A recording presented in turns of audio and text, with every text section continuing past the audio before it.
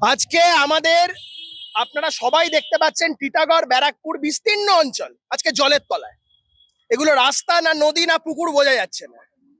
এখানে মানুষের টোটো auto cycle bike এইসবের উপরে ভরসা করা যাবে না। এখন এখন সবাইকে বাড়িতে নৌকো রাখতে হবে, যা অবস্থা এরা করে দিয়েছে। আমরা এই পৌরসভা বলুন বা নিরুদ্দেশ বিধায়ক আছে যিনি, তার উদ্দেশ্যে বলুন, বা ভদ্রলোক সাংসদ যে শুধু সিনেমায় অভিনয় করে, এছাড়া মানুষের কোনো কাজ করে না, এদের উদ্দেশ্যে এইটুকুই বলা যে আপনারা তো চোখে দেখতে পাচ্ছেন না, ভাই আপনাদের যাতে দৃষ্টি আসে, আপনারা যাতে দৃষ্টি চোখে যাতে দেখতে পান, তার জন্য হাতে আমরা জাল নিয়ে নেমেছি। আপনারা যাতে কানে শুনতে পান, আপনারা তো কানে শুনতে পান না। মানুষের দুঃখ দুর্দশা অভিযোগ আপনারা কানে শুনতে পান, তাই সেগুলোর জন্য আমরা আজকে পথে নেমেছি। আমরা তো ভাবছি ব্যারাকপুরের যিনি বিধায়ক আছেন তার ব্যাপারে আমরা কাগজে নিরুদ্দেশ হিসাবে একটা অ্যাডভার্টাইজমেন্ট করবো। এই নিরুদ্দেশ কলম যেটা হয়, খুঁজে পাওয়া যাচ্ছে না। কারণ ব্যারাকপুরের মানুষ ওকে ভোটের পর থেকে কবার দেখেছে হাতে গুনে বলতে পারবে। মানুষের দুঃখ দুর্দশার সময় একে খুঁজে পাওয়া যায় না, তাই আমরা একটা নিরুদ্দেশ পোস্টার লাগাও ভাবছি এর জন্য।